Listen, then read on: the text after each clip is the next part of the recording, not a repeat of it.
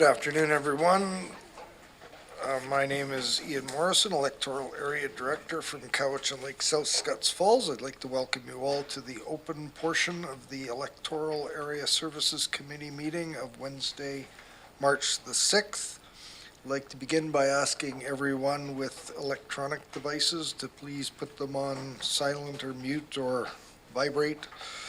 And I would also like to recognize that the CVRD is on the unceded territories of the Cowichan, Malahat, Subasset, Halalt, Penelakut, Staminas, Liaxin, Pakwachin, Titi-Dot, and Pachi-Dot nations, whose people have walked gently here for thousands of years. I go to Ms. Harrison for approval of the agenda. Thank you, Mr. Chair. I understand that there are some items that wish to be pulled until the next meeting. That is item R4 and item R5. Correct. So with those changes, it would be a recommendation to adopt the Agenda as amended? Yes. Can we have a mover and a seconder? Moved and seconded.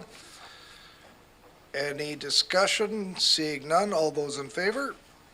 Any opposed? None opposed, the motion carries. Ms. Harrison, next item. Thank you, Mr. Chair. The next item before you is adoption of the minutes. The recommendation before you is that the minutes of the Electoral Area Services Committee meeting of February 21st, 2024 be adopted. We have a mover and a seconder, moved and seconded. Any discussion? Seeing none, all those in favor? Any opposed? None opposed, the motion carries. Ms. Harrison. Thank you, Mr. Chair. There is no business arising from the minutes. Brings us to public input period. Ms. Harrison. Thank you, Mr. Chair. Public input period is to offer the public an opportunity to comment on an agenda item before the committee considers the item. Public input period procedure policy allows for allotment of 15 minutes, where the speaker is welcome to comment on any item or items on the agenda up to a maximum of 3 minutes. This excludes items that are or have been the subject of a public hearing. The speaker should comment in a polite, calm, and courteous manner, using respectful language, civility, and decorum.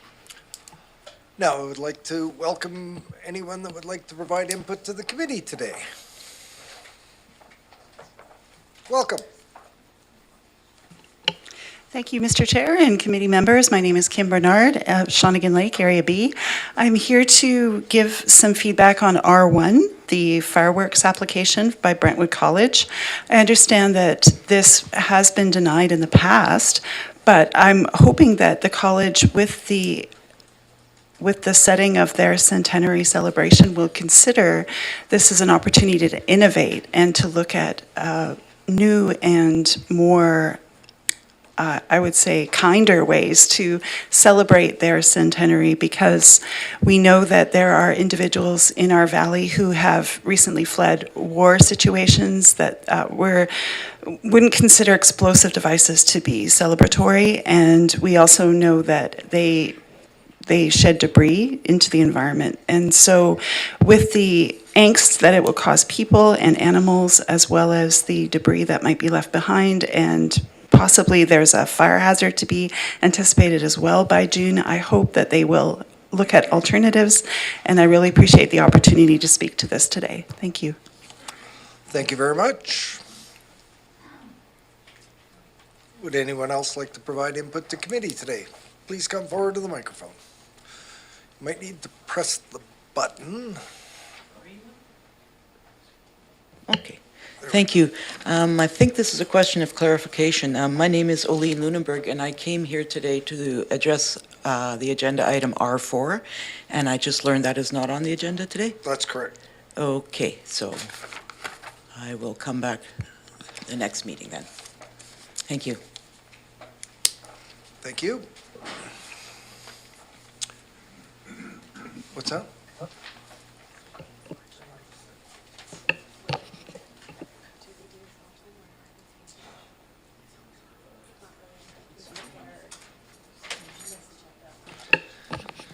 Director Segal has just brought to my attention that the individual has come to the meeting, provide us input. We will be considering this at our next meeting. I would, clearly, the policy states it must be items in regards to, or must be input in regards to items on the agenda. It was published. I looked to committee as to whether they would be, look favorably on considering the input from the member of the public today.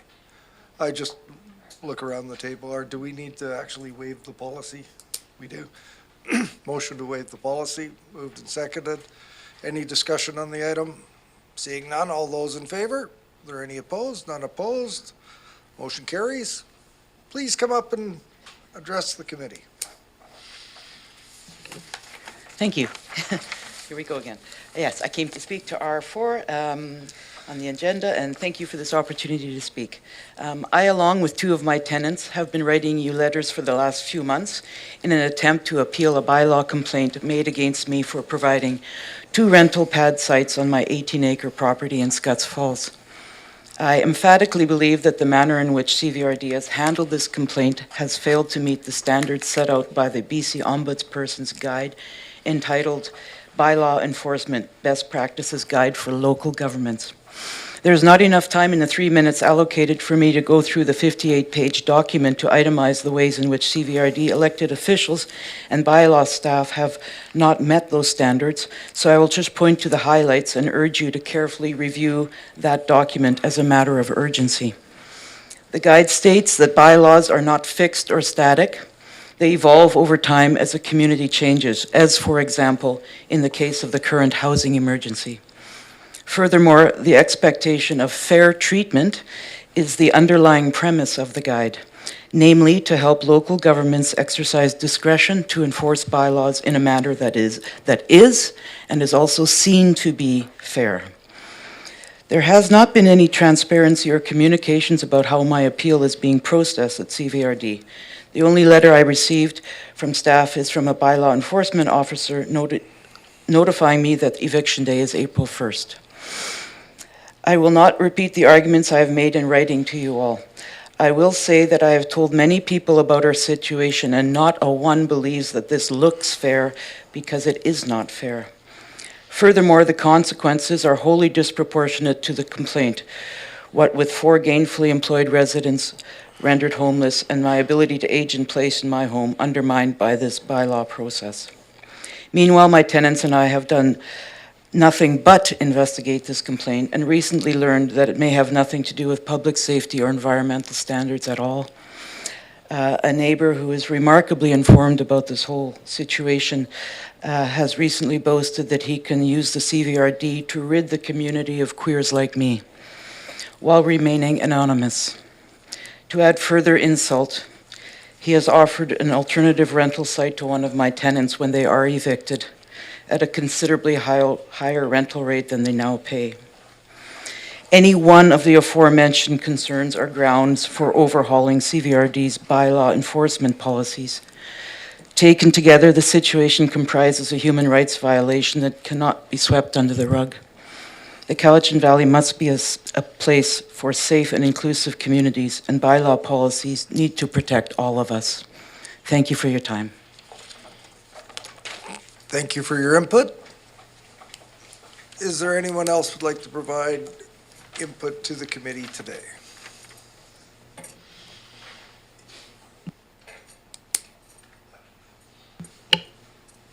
Thank you. Perfect.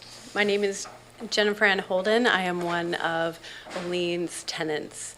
I am also a concerned citizen living in Area F who is facing a complaint-based eviction from my tiny home. I am hopeful that in our efforts to express ourselves and to hopefully persuade you to take this very seriously. The amount of mental and emotional stress that we have been under since this complaint was made has made our lives very difficult. It is disrupting many aspects of our lives, and we know that we are not alone in this and that there are others who are similarly facing such intense experiences. We know that much needs to change in the enforcement system and that the decisions made here in this room will have a great long-term impact on the viability of affordable housing for a wide range of people in our community. Policy changes, we understand, take time, and you as the CVRD have the ability, as Olene's proposed, to use discretion around bylaw enforcement. The bylaw enforcement best practices for municipalities lays it out clearly. The case can be argued that enforcement measures should be appropriately addressed to the harm that is being caused by the violation. The CVRD has not investigated the complaint in our case and therefore has no clear evidence of the harm being done. The CVRD is allowed to use discretion in enforcement, and we are asking for an equity lens to be used in our case, especially as we have reason to believe that the complaint is based on prejudice. Bylaw enforcement should be equitable and in this way applied in light of people's circumstances. This means that local government staff consider a person's circumstance and ability to comply before determining whether enforcement is appropriate and what enforcement tools should be used. We are making the argument that we do not have the ability to comply under the current housing crisis and that the bylaw is likely enforced in a prejudiced way, and that discretion be used to not enforce this bylaw. Because complaint-based evictions can be punitive and weaponized against those who are already in vulnerable positions, we ask that the CVRD investigate how they may be complicit in this. In a recent article in the discourse, Michelle Staples spoke to the long-term needs for housing to be addressed, and that unpermitted dwellings is a part of the long-term solution.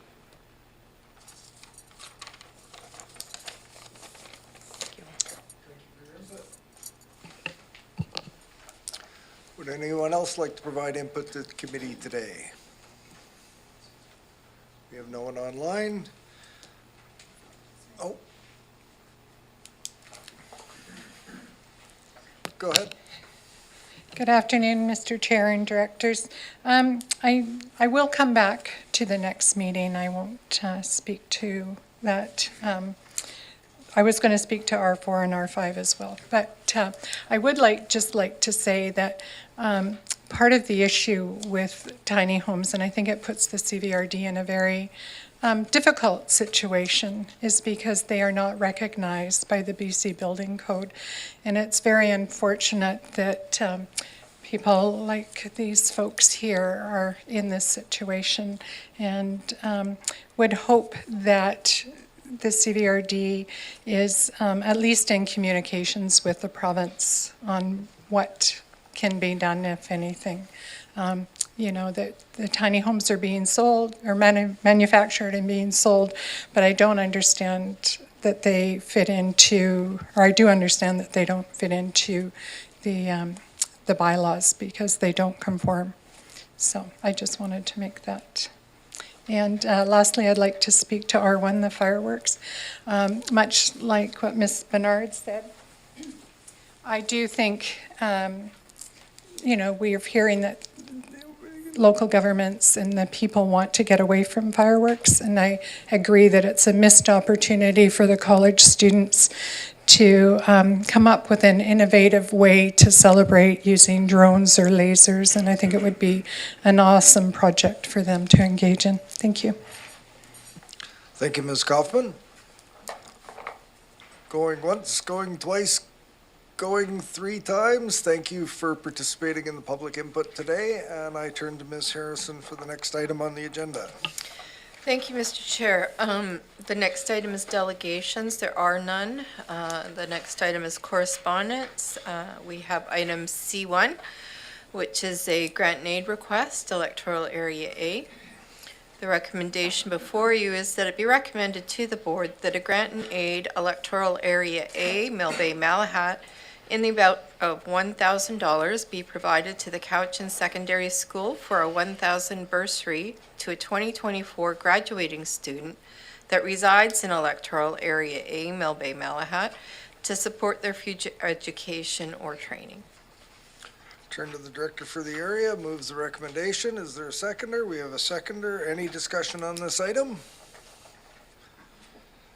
Seeing none, I'll call the question. All those in favor? Are there any opposed? None opposed. The motion carries. Just for everyone's information, items from today will likely appear next at the Wednesday, March the 13th board meeting. Ms. Harrison, next item.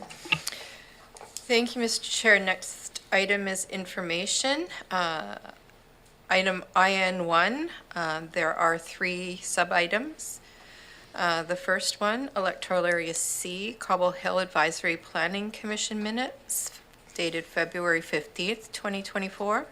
Item 2, Electoral Area A, Mill Bay Malahat Community Parks Advisory Commission minutes, meeting of February 13th, 2024. And item number 3, Electoral Area B, Shawnigan Lake Community Parks Advisory Commission minutes, meeting of November 16th, 2023, and those 3 items are for information. Thank you, Ms. Harrison. They've been published and read. Any discussion on those items? They're for information. Look to our participants from remote. No questions. Next item, Ms. Harrison. Thank you, Mr. Chair. Next item is reports. Item R1 is a report from Inspections and Enforcement Division regarding fireworks, Brentwood College Centenary Celebration, 2735 Mount Baker Road, Mill Bay. I also understand that the applicant is supposed to be online. Let me just check the library. Take your time.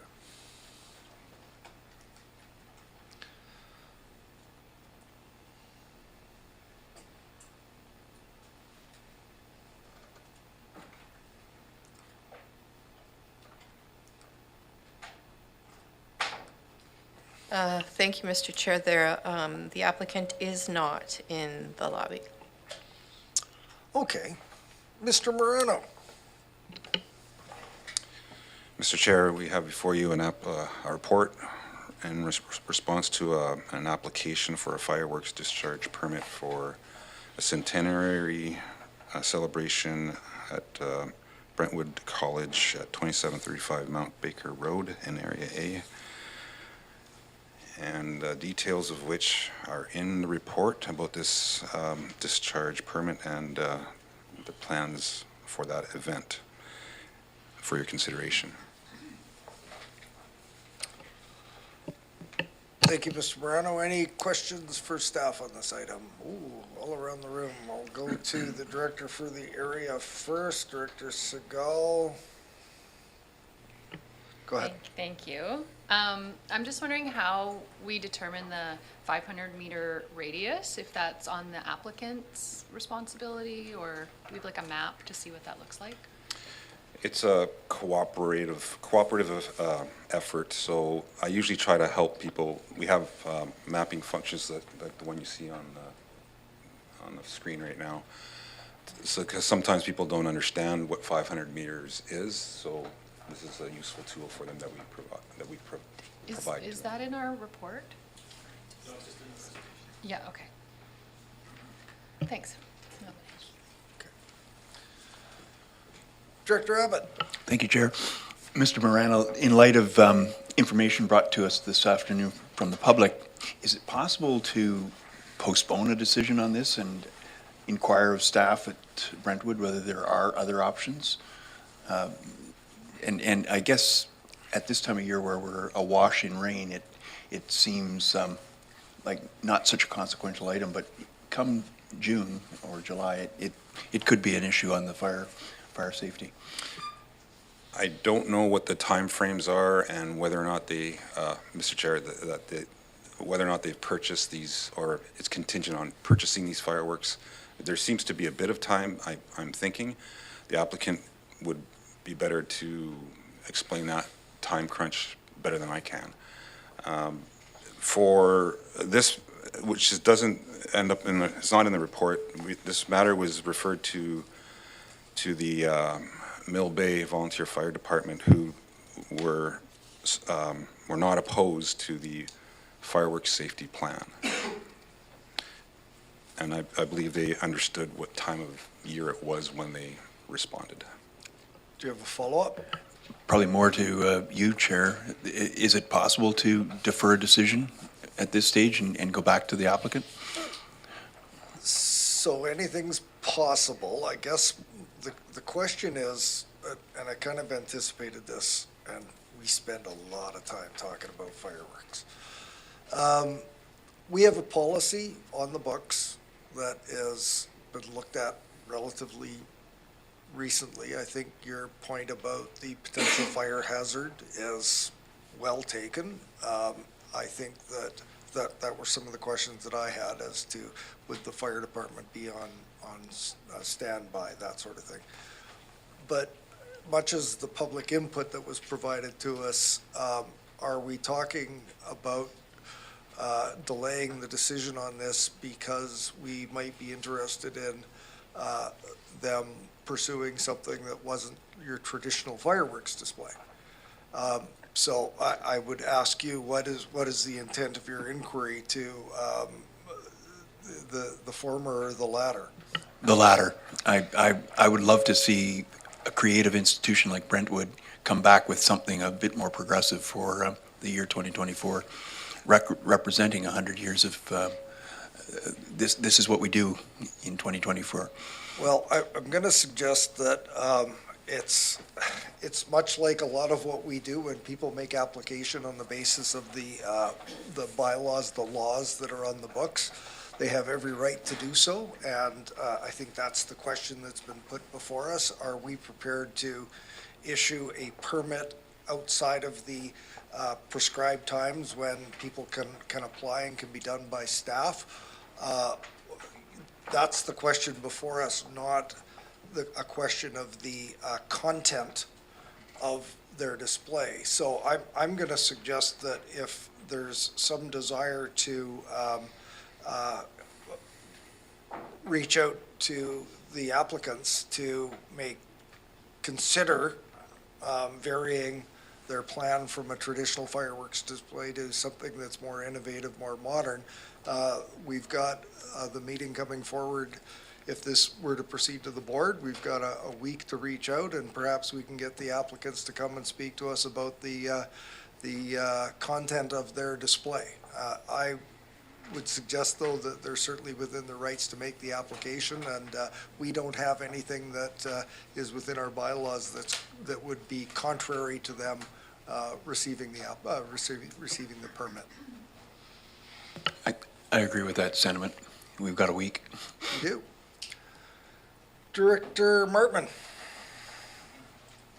Similar question, I do recall this coming up before at previous meetings, but the similar question is within the 500 meters, how do you establish which properties have livestock?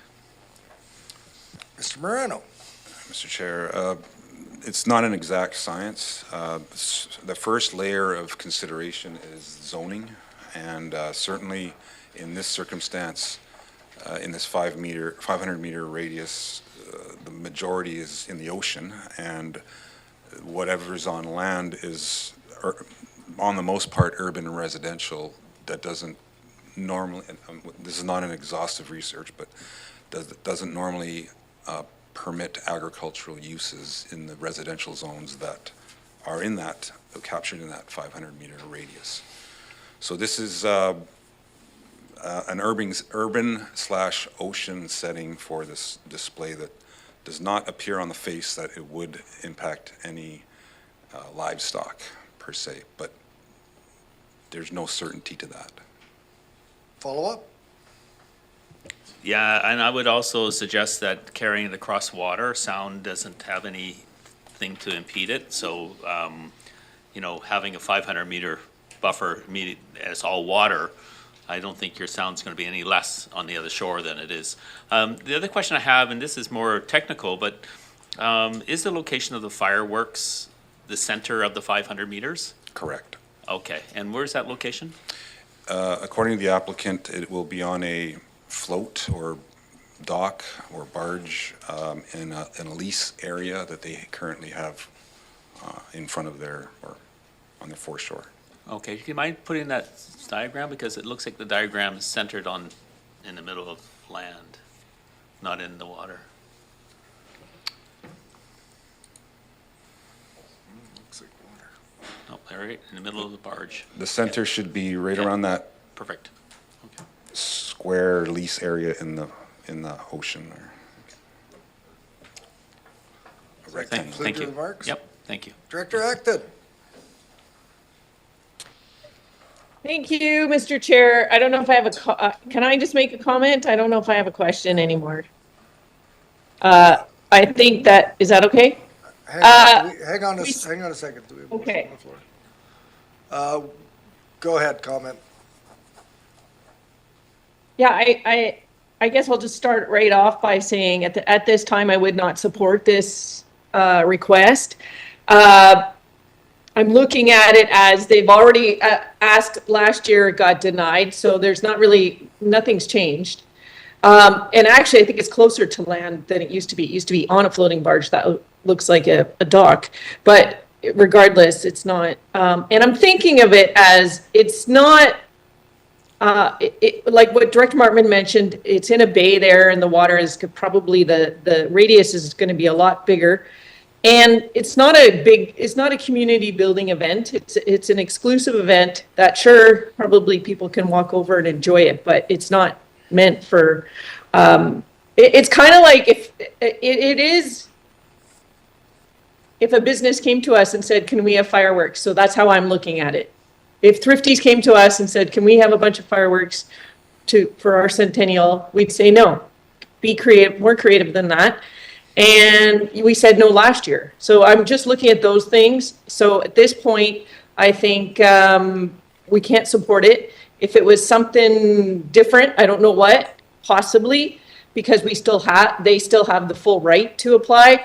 But after all we've heard from the community and everything we've been through, at this point, I cannot support this request.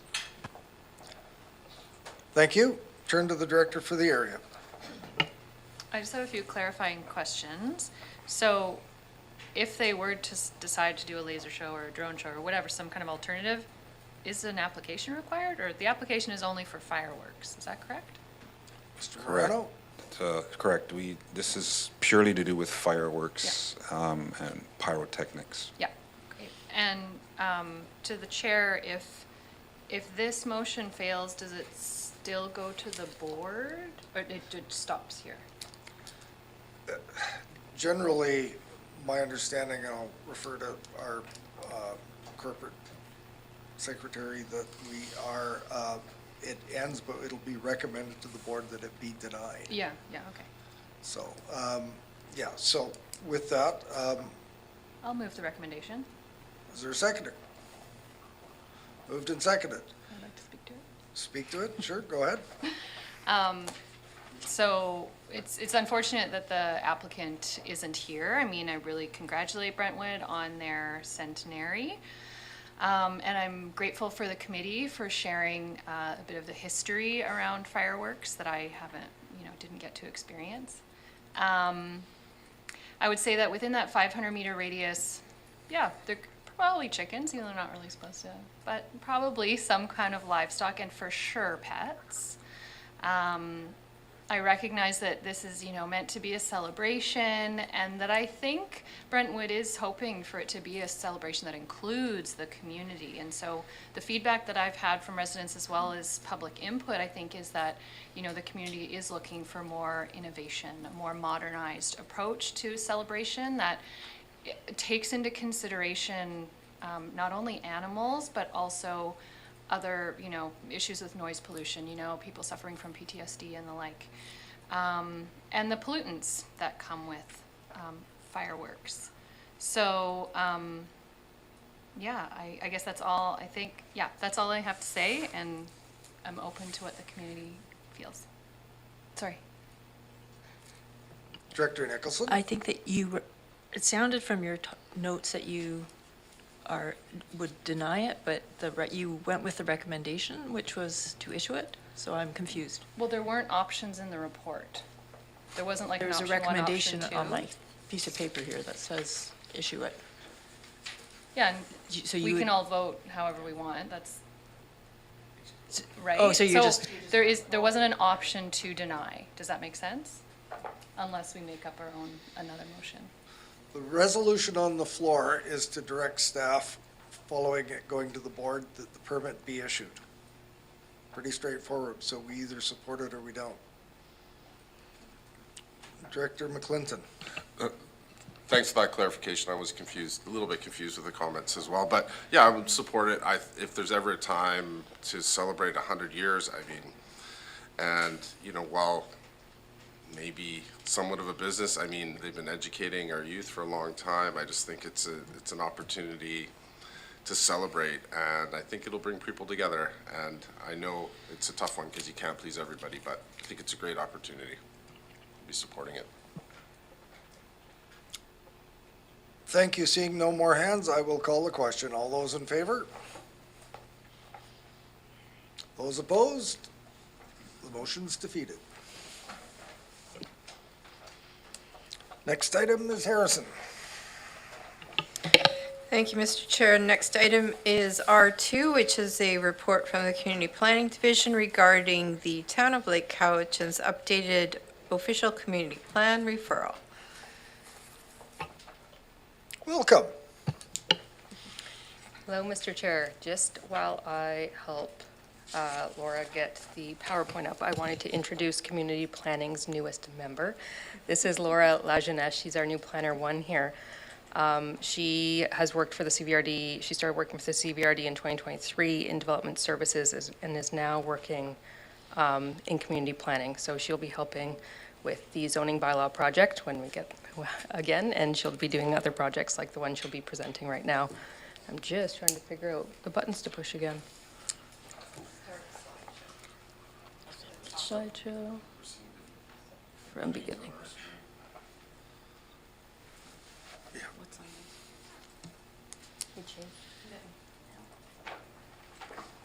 Oh, here we go. You got it. You gotta share it to WebEx now. Okay. Oh, thank you.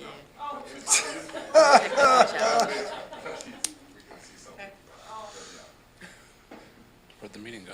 Oh.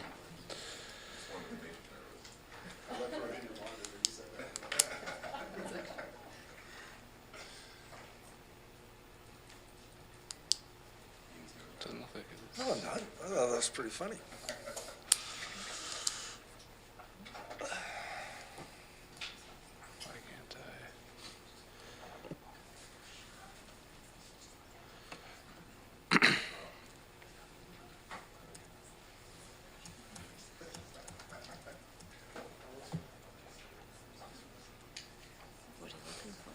I? The share button's gone.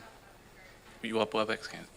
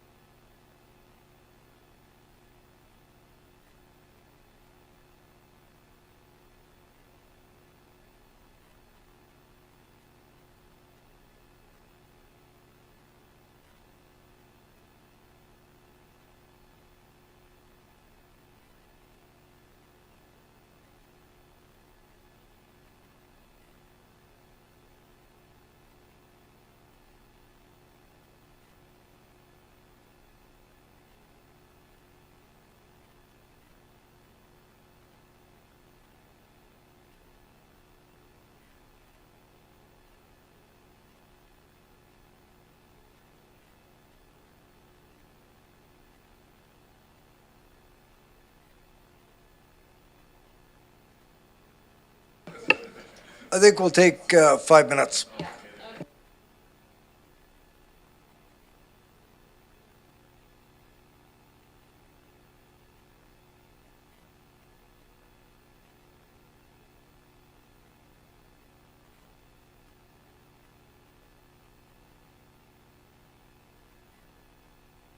Can we have the directors participating remotely turn your camera on so we can see that you're there?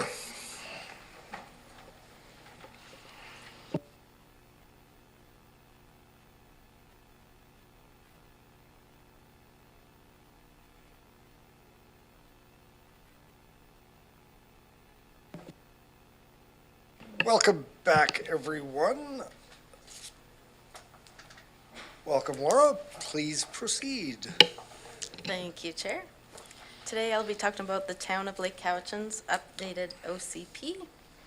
If I can get it to go.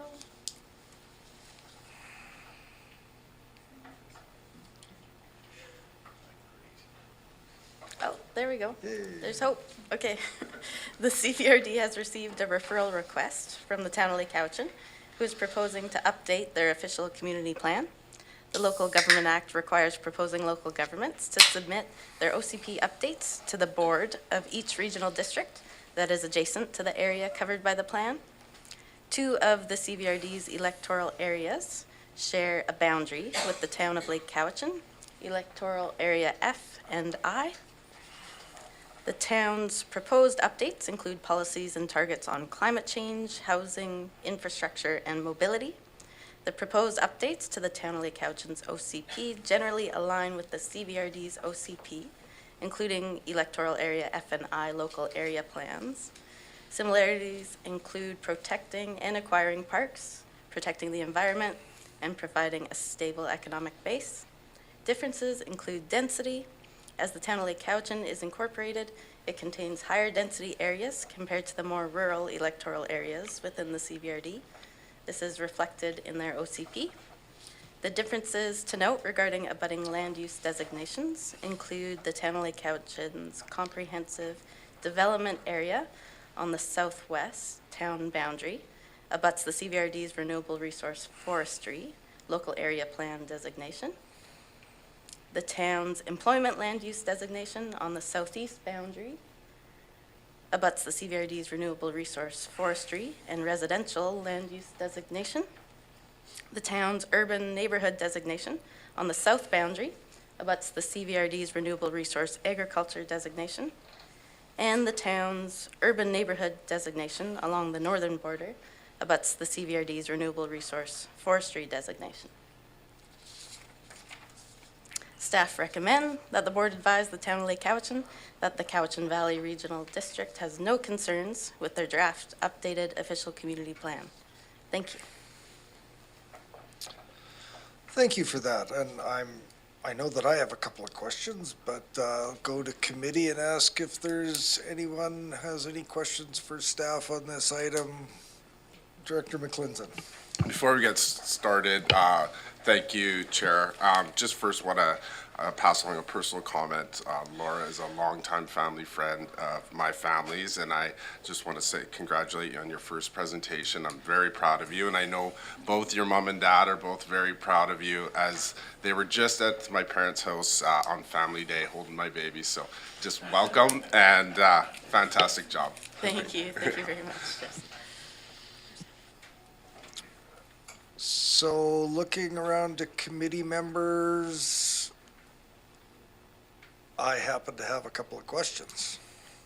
So I'll have to admit, I didn't read their entire official community plan. I'm hoping that someone has, but I have a very specific question, and you highlighted some of the, we'll call them interface areas or boundary areas. And I know that this is going to be recorded for playback later, and some of the town's councilors may enjoy this, but in previous years, there have been boundary expansion requests come from the Town of Lake Cowichan, and they've looked to Director Deck's area, and they've looked to electoral area F. in, I guess, a previous iteration of their OCP, they came to the conclusion that they could meet most of their future goals with the current land holdings within the current town boundaries. So I thought that that probably had stopped any desire to look across the town boundary into the electoral areas. Did you see any language or any indication within the OCP amendments that are before us that indicate that they are satisfied with their current land area and the ability to meet their community goals? Or was there any language in there that might indicate that they may be looking to expand the town's boundaries? Thank you. Through you, Chair, I did not see any words or referencing to expanding their town boundaries. It sounds like they have to, they're sounding like they need to work with what they have, and there's lots of room there to expand the infrastructure and everything to be able to, like, plan for expanded population growth. Excellent, thank you. Director Nicholson. Thank you. I always have trouble with these particular referrals because it's like, what are we looking for? I mean, it's also protection of the environment. Sure, we're all consistent on that. We all want that, protection of agricultural lands. So what would you be looking for to figure out if there was something that we should be concerned about, would be one question. And the other question I have, it speaks, or maybe it's more of a comment, speaks more to Director Morrison's issue. I feel like without a regional growth strategy in place that we've developed together with the municipalities, it's really hard to understand how an area like, what the vision for an area like Lake Cowichan it should be. So, you know, people, the different jurisdictions are busy developing their own visions, and it strikes me that we would all benefit a lot by having a common vision for our region and for the particular sort of geographic areas that people in general think about as one place. Thanks.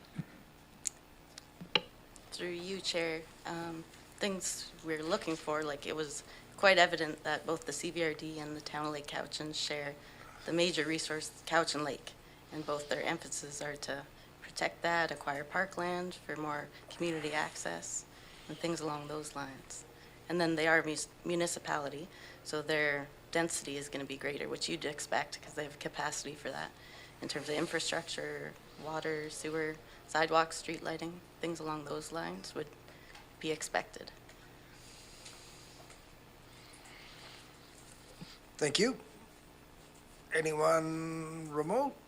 No? Any other questions? Seeing none, we have a resolution before us. Ms. Harrison? Thank you, Mr. Chair. The recommendation before you is that it be recommended to the board that the town of Lake Cowichan be advised that the CVRD has no concerns with the draft updated official community plan dated January 30th, 2024. Moved, seconded. Any discussion? Seeing none, all those in favor? Any opposed? Unopposed, the motion carries. Mr. Tippett, you've wandered up to the microphone. Indeed, I have, Mr. Chair. Thank you, and hello to the committee. I don't have a fancy presentation. I do have a referral from another regional district, however, which is R3, I believe, and in this case, it's Nanaimo Regional District. They've developed a new zoning bylaw, which was referred to the CVRD for comment. And similar to what Laura was saying, when we're reviewing documents like this, we're looking for you know, our regional district's interests as expressed or referenced in the other document. And in the case of the RDN zoning, it's kind of hard to see anything like that because it's all very specific about their own land base. But what I can say is, according to their own documentation, the zoning is more of a consolidation, a minor modest update. I don't think it's going to lead to any significant changes in the areas where we share a boundary, along Cedar and Area H boundary, for example. Well, I guess that is our only boundary, I think. And therefore, the recommendation is that we inform the Nanaimo Regional District that we don't have any concerns with their draft. So I'll just leave it at that. I did take a good look at the whole thing, and there were some interesting points. I think I touched on some of those in the report. Director Martman.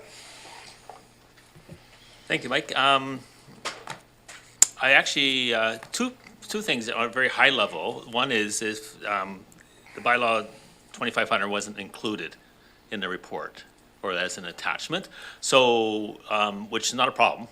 So Google RDN and you go to it, and then on the top of the RDN navigation, you can actually just click it to go in, whether it's Plan Your Nanaimo or whatever that top is. But we don't have that for that kind of link to Plan Your Cowichan, where you can just go to our CVRD website and click and go to Plan Your Cowichan. So just a little note that they made it very simple. The second thing is I actually attended the open house for bylaw 2500, and there was a lot of people that were very concerned around 2500 because I think for the first time they're actually looking at the zoning bylaws and they're trying to understand how it affects them. And but I was looking at them and going like, oh, well, we do that already. So there's some things that we do here. I think building heights was one of them, determining heights. And so, but the one thing that struck me that I don't know how it probably doesn't impact us, but I'm curious on your comments around shipping containers. Because it sounds like they're trying to find a way to manage that because right now they're not allowed anywhere. What's the CVRD equivalent? Do we have that same issue, or and are we going to do anything about it? Because that was a bone of contention in that room. Okay, thank you. Through you, Mr. Chair. Yeah, you're quite right. I mean, there was obviously a lot of content in the zoning bylaw, and the only way I could see a link of some of it to our own interests would be in terms of our own internal management of our own zoning issues. And so you hit on a key point right there. This idea that shipping containers is something they've actively sought to address in that bylaw. What I can say is my colleague here, Lauren, is working on the zoning project, which I think was originally going to be, at least the project charter was going to be discussed at this meeting, but it's been pulled since. But in the course of that project, we will be taking a deeper look at that issue, among others, like food trucks and things that are kind of vexing, and, perhaps even some of the stuff that a couple of the presenters at the question period or whatever we call it at the beginning of this meeting, we're talking about, alternative forms of housing, that sort of thing. I mean, we're kind of constrained in the zoning project in the sense that it's a technical bylaw that implements existing plan policy. But yeah, we're going to be certainly looking at shipping containers and seeing what, if anything, can be done. And we'll, you mentioned the website for RDN being good. We're actually, in the course of Lauren's project, going to be using that as a template for the interactive site they have respecting your individual site. You can look up your own property on the RDN. You can show the current zoning and the proposed zoning and what the differences are, and hyperlinks to the documents. And yeah, that's great stuff. And so we're going to be looking at that methodology as well as some of the content too. When you go through academia, they tell you plagiarism is bad. I think in the planning world, it's good. We do it a lot. We don't necessarily copy things verbatim, but we take lessons from other local governments who, might have dealt with certain issues that we haven't yet. And RDN is a good case in point for containers.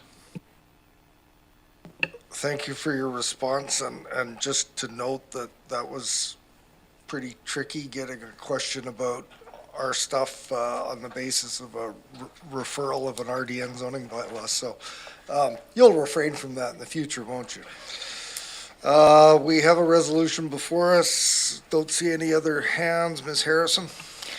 Thank you, Mr. Chair. The recommendation before you is that it be recommended to the board that the Regional District of Nanaimo be advised that the CVRD has no comments or concerns with respect to the Regional District of Nanaimo zoning bylaw number 2500-2024. Moved, seconded. Any further discussion? Seeing none, all those in favor? Any opposed? None opposed, the motion carries. That takes us to R6, Ms. Harrison. Thank you, Mr. Chair. Item R6 is a report from the Inspections and Enforcement Division regarding compensation for livestock killed by unknown dogs at 3375 Cobble Hill Road. And there's a two-part recommendation. Mr. Moreno. Mr. Chair, we have a report before the committee regarding an application for compensation in the amount of $750 for the loss of 2 sheep on a property located at 3375 Cobble Hill Road from a dog attack, which unfortunately resulted in the dispatching of the dogs responsible for it, for your consideration. Questions? I see Director Wilson. Director Wilson, go ahead.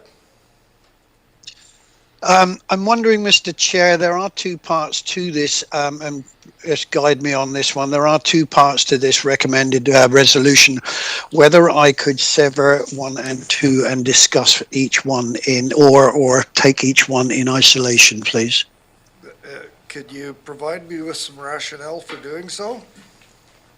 There's 2 reasons for this. I would like, if possible, to call the question on number 1 and avoid, if I can, any discussion which may lead into details which will be distressing both to the committee members and perhaps to those who are listening as well. And then after that, discuss the number 2.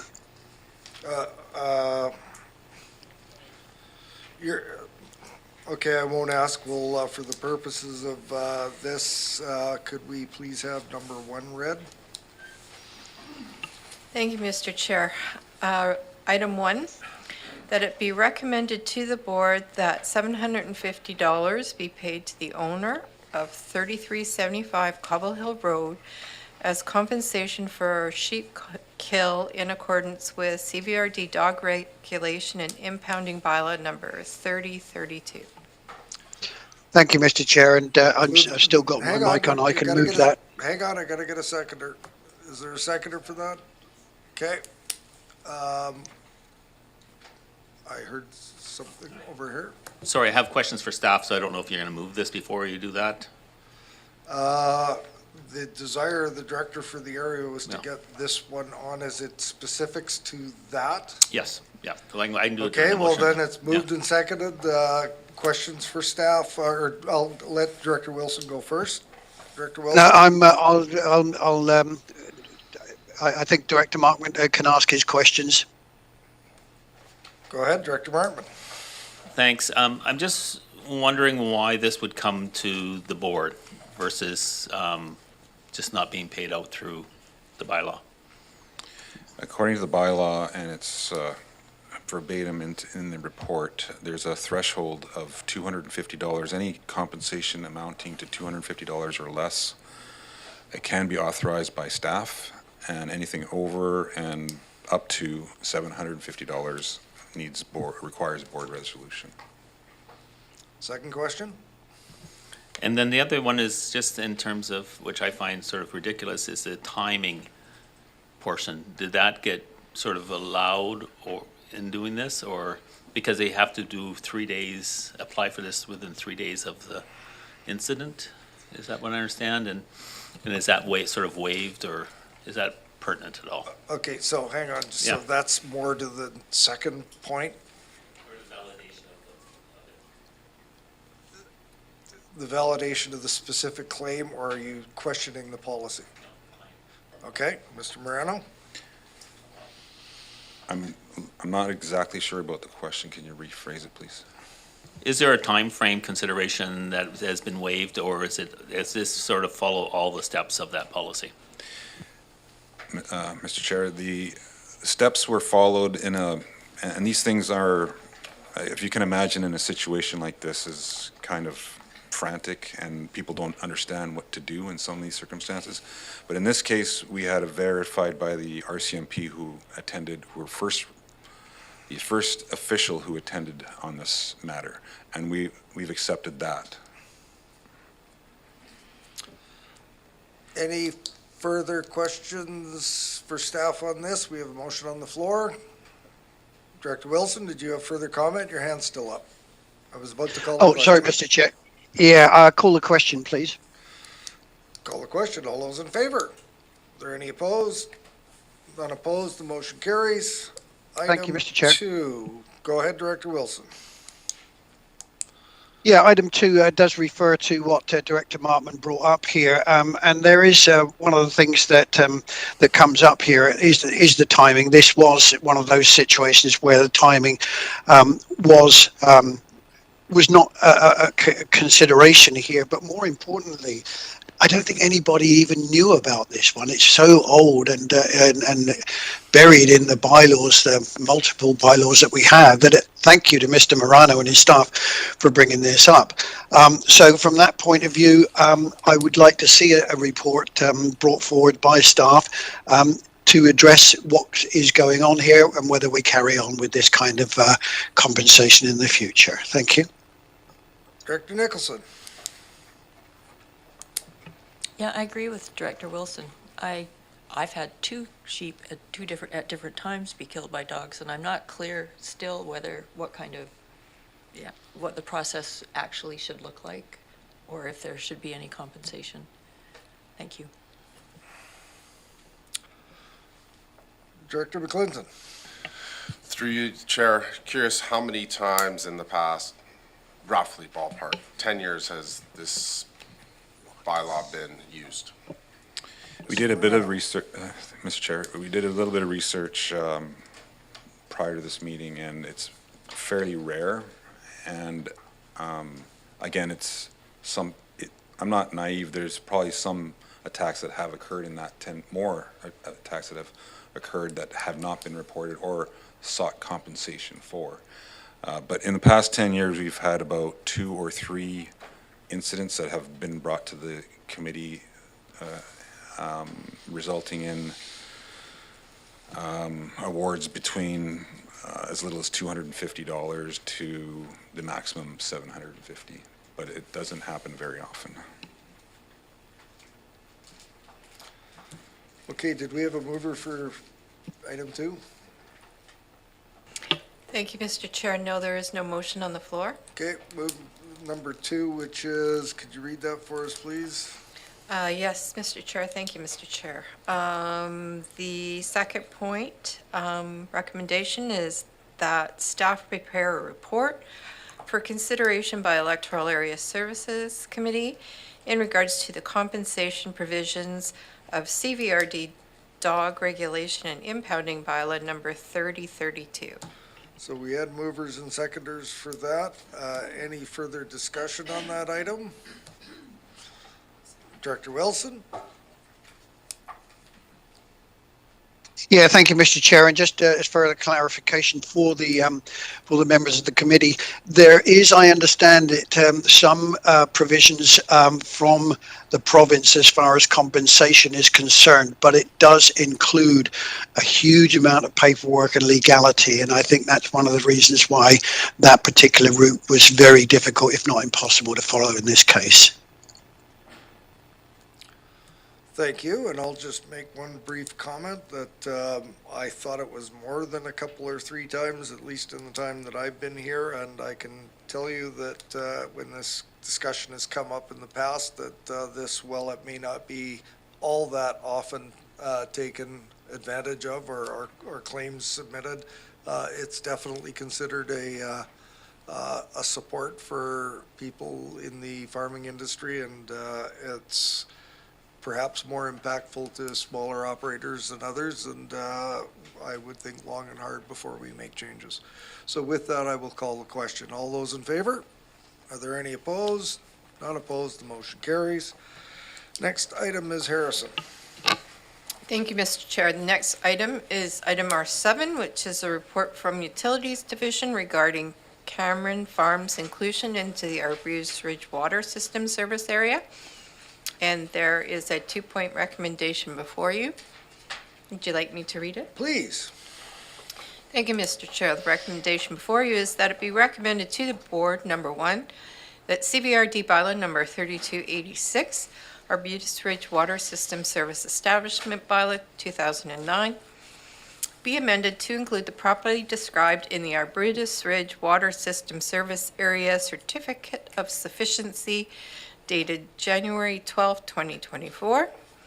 And number two, that the amendment to bylaw number 3286 be forwarded to the board for consideration of 3 readings and adoption. Director Wilson. Thank you, Mr. Chair. Yeah, I can move those recommendations if I can get a seconder and speak very briefly about it. You have a seconder. Go ahead. Thank you very much. This much, first of all, I think everybody knows that my opinion of our engineering department exceeds that of High, much exceeds it. They do a great job. This one is, they've done some really good research on this, and I have no worries about pushing this one, sorry, not pushing, and pushing this one forward. Thank you very much. Any other questions, comments? Look to the screen. I too want to congratulate staff. They were anticipating every question that I might have had on this one, and it was all answered very well in the report. So with that, I will go to call the question. All those in favor? Are there any opposed? None opposed. The motion carries. Ms. Harrison. Thank you, Mr. Chair. We have no unfinished business, no new business. We move to question period. Now's the time when I get to invite people up to pose questions to the chair on any of the material that's on the agenda for today. No, nothing?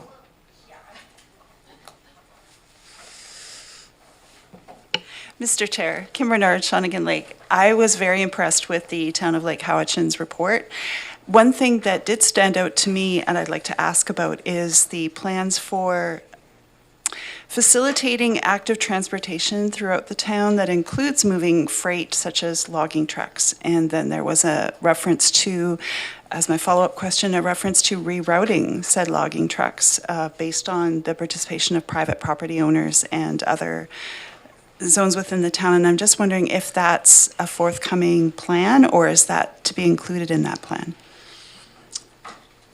I can't speak to the intent of what our friends at the Town of Lake Cowichan were planning, but I can tell you that I have participated in discussions along those very lines. And I think the simplest way to answer that question is $100 million. The suggested route, which would involve private lands that go to the southeast, that would suggest an alternate crossing that would allow for the heavy industrial traffic to bypass the Town of Lake Cowichan, has been discussed by the province and various property owners and jurisdictions over the years, and there was a I don't know whether you would even call it a Class D estimate, but there was a report done by the Ministry of Transportation and Infrastructure when Mayor, I think it was 2 mayors back, was at the helm there, and $100 million. And so I think that kind of put that to bed. Thank you, Mr. Chair.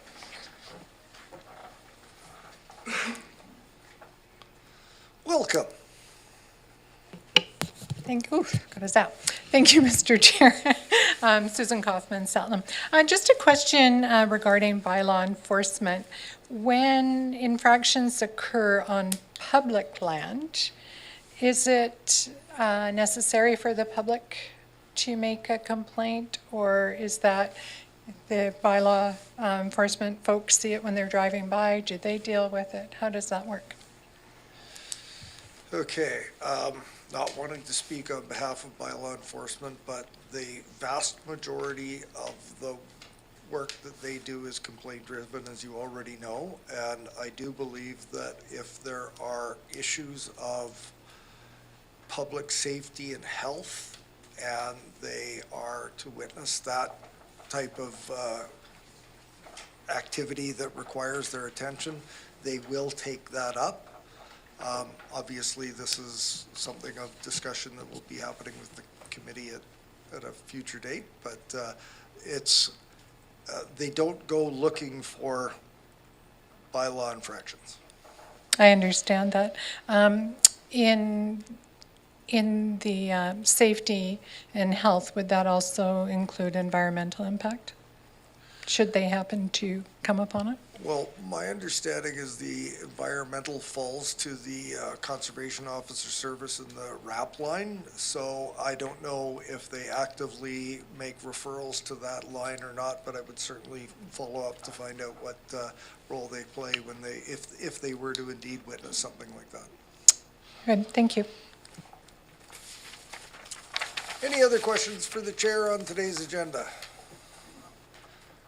Seeing none, Ms. Harrison, next step. Thank you, Mr. Chair. Earlier today, we had a closed session before open session, so at this time, it would be appropriate to have a recommendation to go into closed to continue our meeting. Moved, seconded. Any discussion? Seeing none, all those in favor? Any opposed? None opposed. And we're going to take a little bit of a longer break here at the request of a couple of people, so we'll say 3:05. Log out. Yes, I'm just setting up a new one, that's why I asked for a Okay. little bit more time. Okay.